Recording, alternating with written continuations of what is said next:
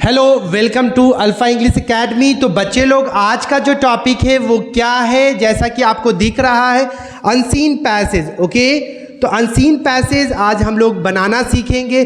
जैसा कि आपको पता है कि इससे हर साल 4 नंबर का क्वेश्चन बिहार बोर्ड पूछता है। तो चलते हैं अनसीन पैसेज को देखते हैं। जो अनसीन पैसेज है उसको हम समझते हैं बच्चे लोग। तो पहला यहाँ पर अनसीन पैसेज ये रहा 2018 का। 2018 में ये पैसेज आया था बिहार बोर्ड वाले बच्चे के लिए। ये काफ़ी इम्पॉर्टेंट पैसेज है। जितना भी पैसेज अभी हम प्रैक्टिस करवाएंगे इसको आप ध्यान से समझिएगा। यहाँ पर सबसे पहले अगर किसी भी पैसेज को बनाना होता है ना, तो बच्चे क्या मिस्टेक करते हैं, पहले पैसेज पढ़ते हैं। आपको पहले पैसेज नहीं पढ़ना होगा, आपको पहले क्वेश्चन पढ़ना होगा। आप क्वेश्चन पढ़ोगे तब ना आपको समझ में आएगा कि किस क्वेश्चन का आंसर उस पैसेज में ढूंढना है।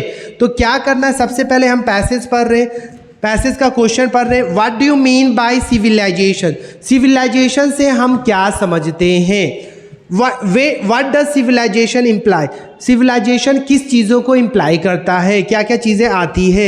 What is the object of civilization? मतलब सिविलाइजेशन का मुद्दा, ऑब्जेक्ट क्या है? उसके बाद दे देगा आपको कि 2 सेंटेंस बनाओ। यहाँ पे जैसे दिया है सिविलाइजेशन और ब्यूटीफुल पे 2 सेंटेंस। इस 4 क्वेश्चन का 4 नंबर है बाबू, और आसानी से ये 4 नंबर आप ला सकते हो। क्वेश्चन तो मैंने पढ़ा, उसके बाद अब हम पैसेज पढ़ते हैं। सिविलाइजेशन मीन्स, अरे what do you mean by civilization? तो civilization means refinement of manner, improved arts, learning and physical and moral culture. ये तुम्हारा फर्स्ट का आंसर हो गया बाबू। फर्स्ट का आंसर तुम्हारा क्वेश्चन ही बोल रहा था what do you mean by civilisation.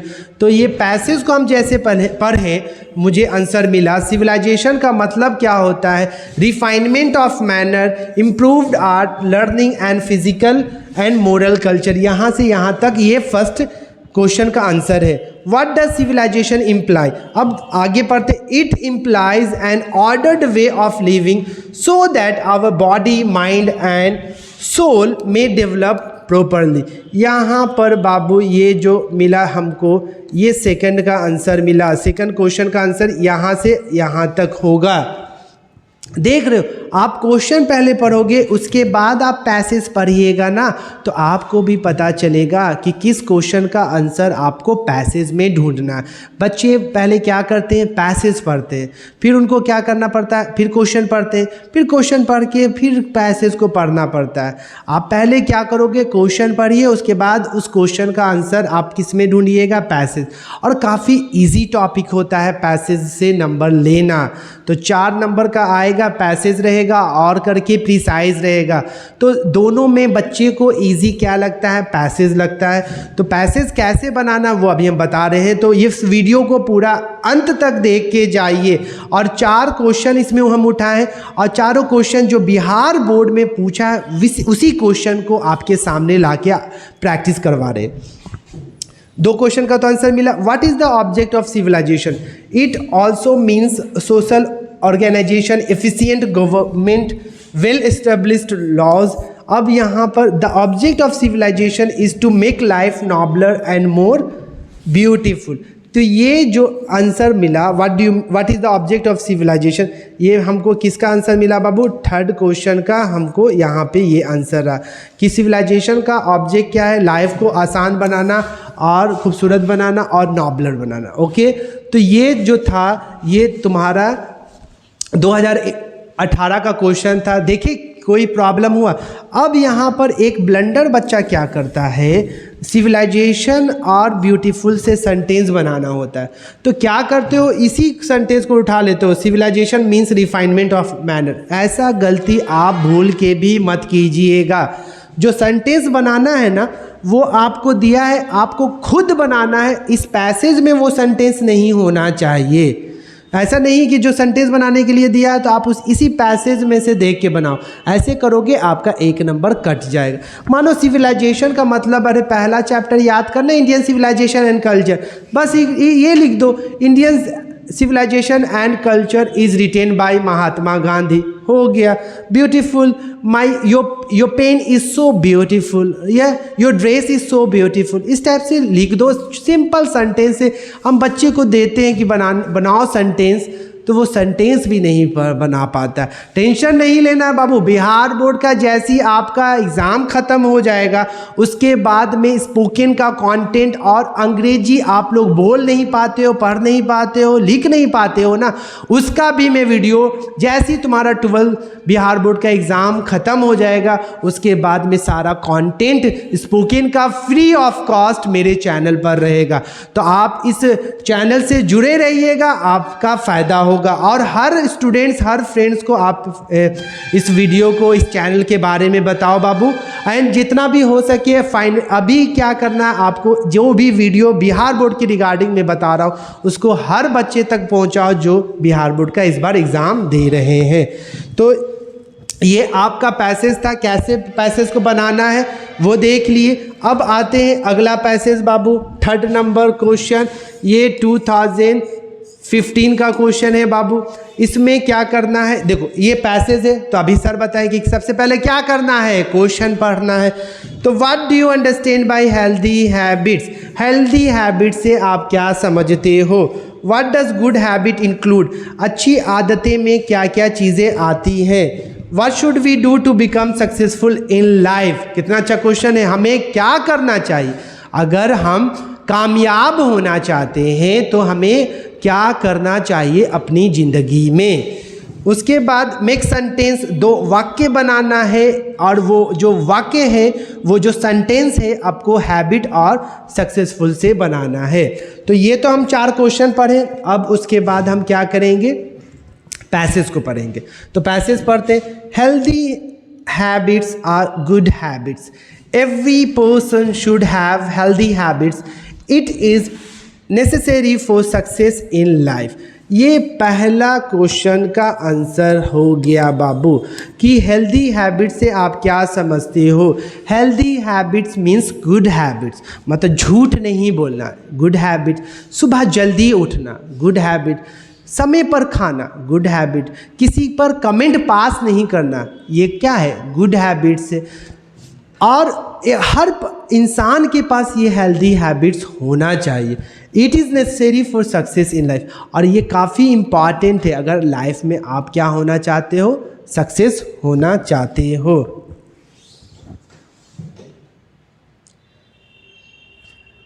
एक मिनट, यहाँ पर हम क्या किए, एक ध्यान देना, what do you mean bye healthy habits.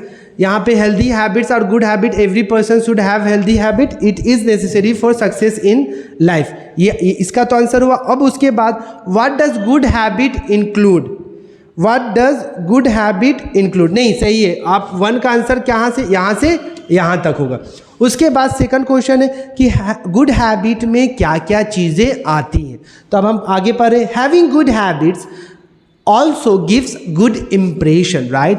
If you have a good habits, right, अच्छा आदत होता है ना बाबू, तो लोग आपसे बात करना चाहेंगे, लोग आपकी रिस्पेक्ट करेंगे और एक पॉजिटिव इम्प्रेशन बनेगा आपका सोसाइटी में। और जिस जगह पे आप रहते हो ना, वहाँ पे आप एक हेल्दी इम्प्रेशन बनेगा गुड हैबिट्स से। मतलब अब किसी को प्रॉमिस करते हो टाइम पे, किसी को टाइम देते हो, राइट, या किसी को टाइम हम दिए और उस टाइम पे हम नहीं पहुंचे, आधे घंटे लेट करके पहुंच रहे, ये गुड हैबिट नहीं है, इससे अच्छा इंप्रेशन नहीं बनता। आप लोग भी प्रॉमिस, अब एग्ज़ाम का टाइम है, खुद से प्रॉमिस करते हो आज तो 24 घंटा में 28 घंटा पढ़ेंगे, और जब पढ़ने बैठते हो ना तो वो कहाँ 28 घंटा पढ़ाई होता है, तो हमको तो दिखता ही नहीं है। तो ये क्या है, बैड हैबिट है। वंस यू कमिट ना, जब आप कमिटमेंट करते हो तो उसे पूरा करना सीखो। अगर ये क्वालिटी आ जाती है ना, तो आप अपने लाइफ में क्या हो जाओगे, कामयाब हो जाओगे, जो आप चाहते हो, जो हर इंसान चाहता है।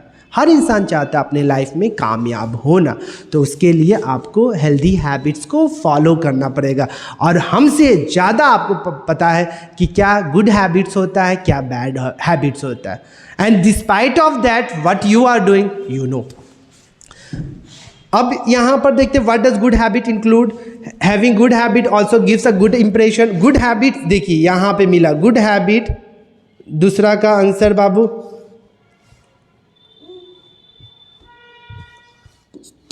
Good habit include everything from your working routine to your daily working routine. यहाँ से यहाँ तक ये सेकंड का आंसर मुझे मिल गया। गुड हैबिट्स में क्या क्या आते हैं? Everything from your working time to your daily working routine. ये जितनी भी चीज़ है ये सिर्फ ये किस में आता है? गुड हैबिट्स में आता है। What should we do to become successful in life? बहुत अच्छा क्वेश्चन। सक्सेसफुल बनने के लिए हमें क्या करना चाहिए? देखते हैं कहाँ है। So we should all imbibe good habits and eliminate bad habits to become a good and successful person in our life. अब यहाँ पे इम्बाइब का मतलब क्या होता है? यहाँ पे समझना पड़ेगा इम्बाइब का मतलब क्या होता है सर। तो इम्बाइब का मतलब होता है कल्टीवेट। क्या होता है? कल्टीवेट, अपनाना, मतलब अच्छी आदतों को अपनाना और बुरी आदतों को छोड़ना, ख़त्म करना। अगर हम ऐसा करते हैं अपने लाइफ में ना, तो हम अपने लाइफ में कामयाब हो जाएंगे। तो इसका आंसर मिला हमको, थर्ड का आंसर यहाँ पर we should all imbibe. Imbibe का मतलब कल्टीवेट, मतलब अच्छी आदतों को अपनाना, एंड एलिमिनेट का मतलब होता है ख़त्म करना, किसको? बुरी आदतों को, to become a good and successful person in our life. अगर हम अपने लाइफ में सक्सेस होना चाहते हैं तो हमको अच्छी आदतों को फॉलो करना पड़ेगा और बुरी आदतों को क्या करना पड़ेगा? ख़त्म। तो देख रहे हो क्वेश्चन कैसे हम पढ़ के पैसेज को देख के आंसर दे रहे हैं। ओके, उसके बाद आपको क्या करना? Make sentences with habit. What is your good habit? एक सेंटेंस बना दिए, interrogative sentence. Walking, morning exercise is a good habit. ये भी क्या हो गया? एक हैबिट से सेंटेंस हो गया। You are in the habit of taking tea. तुम्हें चाय पीने की आदत है। तो ये सारा सेंटेंस है, सेंटेंस एक बनाना है। और सक्सेसफुल से I want to become a successful person in my life. तो आपको क्या करना है? क्वेश्चन आपके सामने ऐसे ही रहेगा। ये बताएं 2015 का क्वेश्चन था, तो क्वेश्चन काफ़ी टफ लग रहा है। क्वेश्चन का आंसर पैसेज में रहता है। आपको फिर हम रिपीट कर रहे हैं, पहले आपको क्वेश्चन अच्छे से पढ़ना है। क्वेश्चन पढ़ने के बाद बच्चे लोग आप क्या करोगे?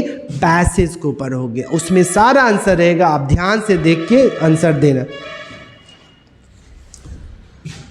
अब देखिए ये 2014 का क्वेश्चन जो बिहार बोर्ड में पूछा था, पैसेज है। अब इस पैसेज को देखिए क्या बोल रहा है। इस पैसेज में क्वेश्चन पढ़ते हैं, which planet is nearest to the sun. मतलब सूरज के नज़दीक वाला प्लानेट का नाम बताना है, कौन है।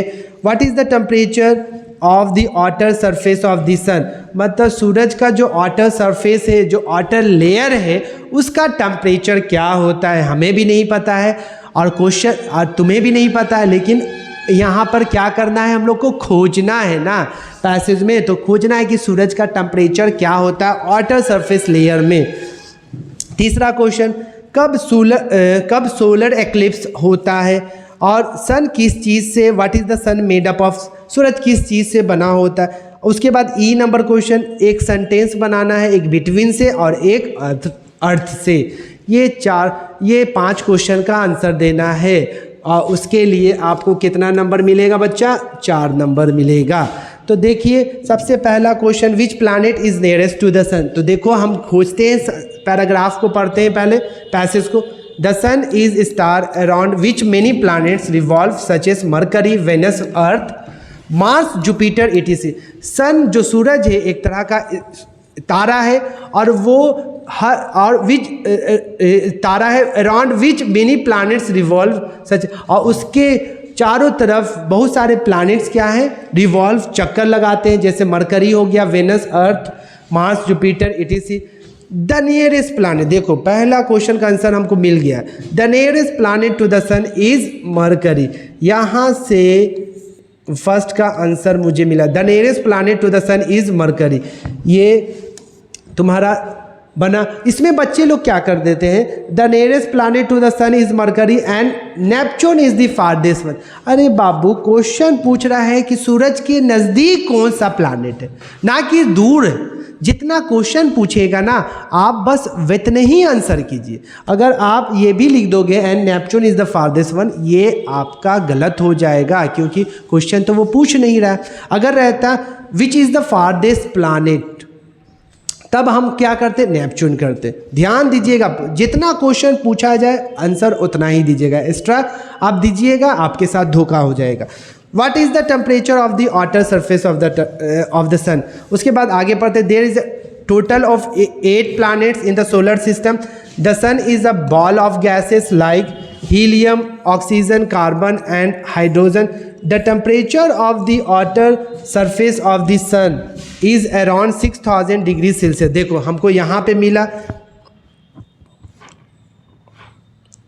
बी का आंसर, हमको यहाँ पे मिला बी का जो टेम्परेचर होता है सन के आउटर सरफेस का वो 6000 डिग्री सेल्सियस होता है। उसके बाद आगे पढ़ते हैं क्वेश्चन क्या था, when does solar eclipse occur. The sun plays an important role in eclipses. A solar eclipse occur when the moon comes between the sun and the earth. ये आंसर हो गया बाबू सी का आंसर हो गया। सोलर इक्लिप्स कब होता है, जब जो मून होता है, जो चांद होता है वो सूरज और अर्थ के बीच में जब आ जाता है तब वो क्या होता है, सोलर इक्लिप्स। अगर क्वेश्चन पूछता है लूनर इक्लिप्स तो यहाँ पे लूनर इक्लिप्स आ गया बाबू। कब होता है, जब पृथ्वी सूरज और चांद के बीच में आ जाएगा तब आपका लूनर इक्लिप्स हो जाता है।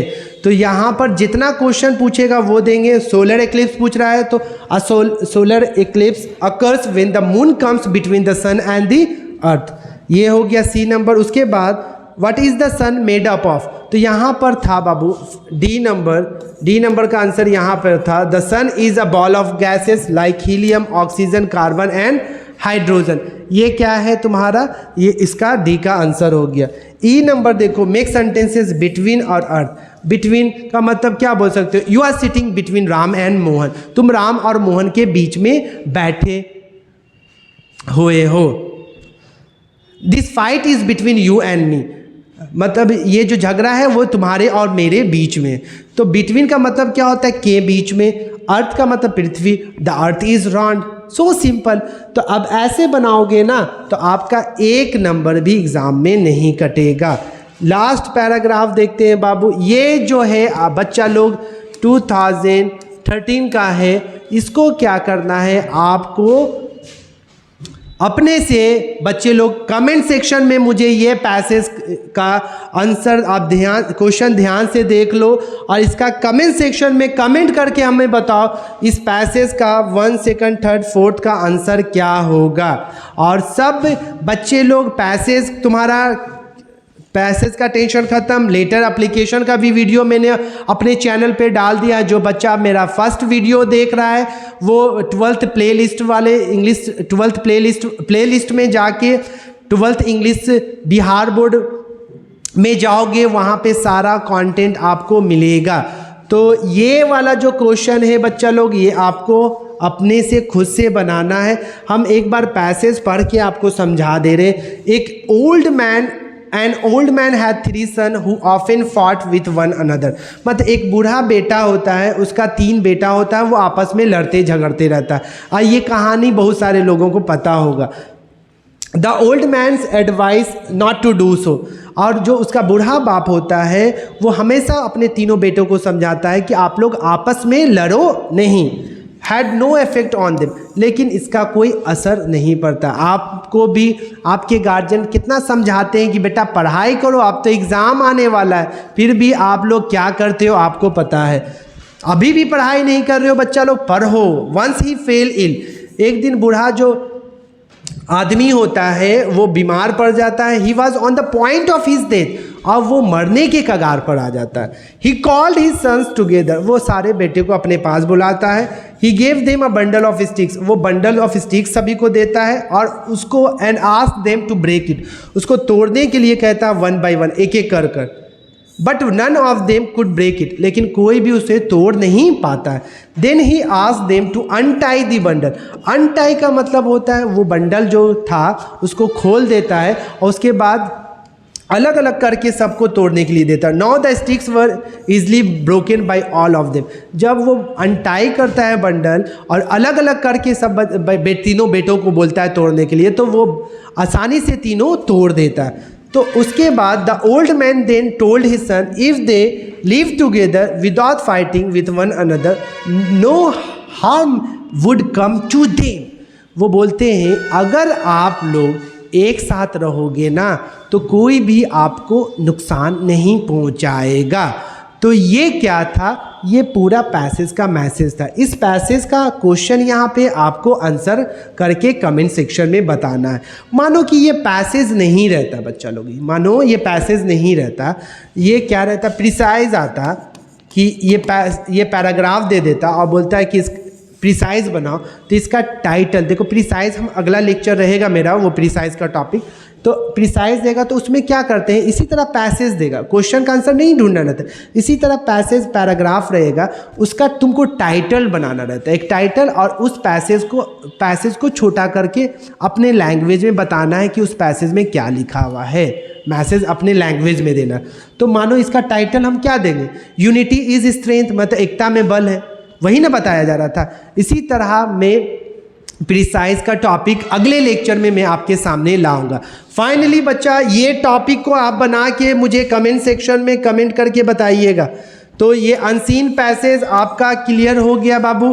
फिर मिलते हैं अगले वीडियो में। और किसी भी बच्चे को, एक बच्चे और कुछ बच्चे का कमेंट आया था, कंपटीशन वाले बच्चे और स्पोकन वाले बच्चे, जैसे ही 12th का एग्ज़ाम कंप्लीट होगा मैं सारा कंटेंट स्पोकन का और कंपटीशन का, ग्रामर का सारा कंटेंट मैं अपने चैनल पे लाऊंगा। तो बच्चे लोग finally bye, take care, have a good day.